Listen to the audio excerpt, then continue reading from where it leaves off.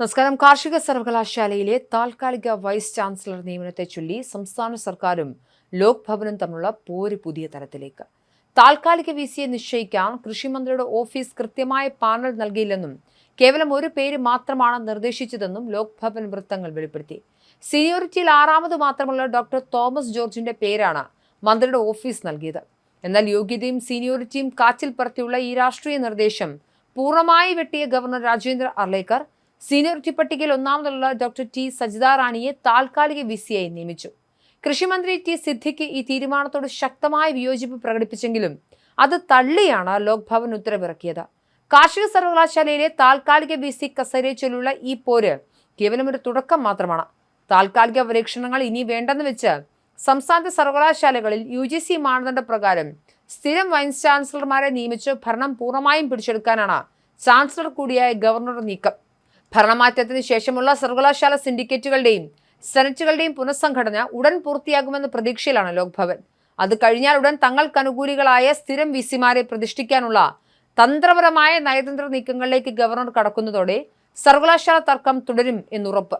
UGC മാനദണ്ഡങ്ങൾ കൃത്യമായി പ്രയോഗിച്ചുകൊണ്ട് സർക്കാരിനെ പ്രതിരോധത്തിലാക്കുകയാണ് ലോക് ഭവൻ തന്ത്രം. UGC ചട്ടപ്രകാരം VC നിയമനത്തിനായി UGC പ്രതിനിധി, ചാൻസലറുടെ പ്രതിനിധി, സർവകലാശാല പ്രതിനിധി എന്നിവരടങ്ങുന്ന 3 അംഗ സെർച്ച് കമ്മിറ്റിയാണ് രൂപീകരിക്കേണ്ടത്. ഇതിൽ സർവകലാശാല പ്രതിനിധിയെ അതത് സെനറ്റുകൾ തെരഞ്ഞെടുത്തു നൽകണം. മറ്റ് 2 പ്രതിനിധികളെ ചാൻസലർ എന്ന നിലയിൽ ഗവർണർക്ക് എളുപ്പത്തിൽ ലഭ്യമാകും.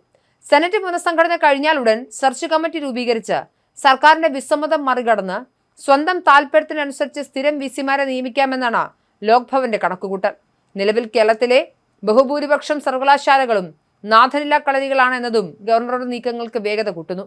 കാലിക്കറ്റ്, ആരോഗ്യം, ഡിജിറ്റൽ, KTU എന്നീ 4 സർവകലാശാലകളിൽ മാത്രമാണ് നിലവിൽ വിസിമാരുള്ളത്.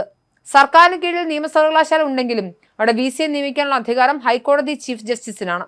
ബാക്കിയുള്ള പ്രധാന സർവകലാശാലകളിലെ എല്ലാം താൽക്കാലിക വിസിമാരാണ് നിലവിൽ ഭരണം നിയന്ത്രിക്കുന്നത്.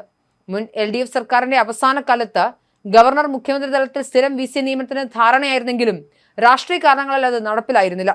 പുതിയ UDF സർക്കാർ സർവകലാശാലകളിൽ സ്ഥിരം VC നിയമനത്തിന് താൽപര്യമെടുക്കുമെന്നാണ് ലോക് ഭവൻ പ്രതീക്ഷിക്കുന്നത്. ഉന്നത വിദ്യാഭ്യാസ മന്ത്രി റോജി M. ജോൺ ഗവർണറെ സന്ദർശിച്ച വേളയിൽ ചാൻസലർ ഇക്കാര്യം അദ്ദേഹത്തിന്റെ ശ്രദ്ധയിൽപ്പെടുത്തിയിരുന്നു. ചാൻസലറുടെ പ്രതിനിധിയെ സർക്കാരുമായി കൂടിയാലോചിച്ച് നിയമിക്കുന്നതാണ് പൊതുവായ കീഴ്വഴക്കമെങ്കിലും നിലവിലെ രാഷ്ട്രീയ സാഹചര്യത്തിൽ ലോക് ഭവനും സർക്കാരും തമ്മിൽ ഇതിൽ എത്രത്തോളം യോജിപ്പിലെത്തുമെന്നത് വ്യക്തമല്ല.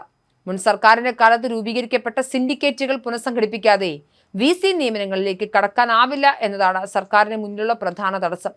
അതേസമയം കാർഷിക സർവകലാശാലയിൽ മന്ത്രി നിർദ്ദേശിച്ച പേര് തള്ളിയതിനെ ചൊല്ലി വലിയ രാഷ്ട്രീയ വിവാദമാണ് പുകയുന്നത്. താൻ ഡോക്ടർ തോമസ് ജോർജിന്റെ പേര് മാത്രമാണ് നിർദ്ദേശിച്ചതെന്ന് കൃഷിമന്ത്രി ടി സിദ്ദിഖും സ്ഥിരീകരിച്ചിട്ടുണ്ട്. പ്രോ ചാൻസലർ കൂടിയായ വകുപ്പ് മന്ത്രിയുമായി കൺസൾട്ടേഷൻ നടത്തി വേണം VCയെ നിയമിക്കേണ്ടതെന്ന് ചട്ടം താൻ പാലിച്ചിട്ടുണ്ടെന്നാണ് ഗവർണറുടെ വാദം. എന്നാൽ കൺസൾട്ടേഷൻ എന്നതുകൊണ്ട് ഉദ്ദേശിക്കുന്നത് പ്രോ ചാൻസലറുടെ നിർദ്ദേശം പരിഗണിക്കുക എന്നതാണെന്നും താൻ ഔദ്യോഗികമായി നൽകിയ പേര് പൂർണ്ണമായി തള്ളിക്കളയുന്നതിൽ കടുത്ത പ്രതിഷേധമുണ്ടെന്നും മന്ത്രി ടി സിദ്ദിഖ് വ്യക്തമാക്കി.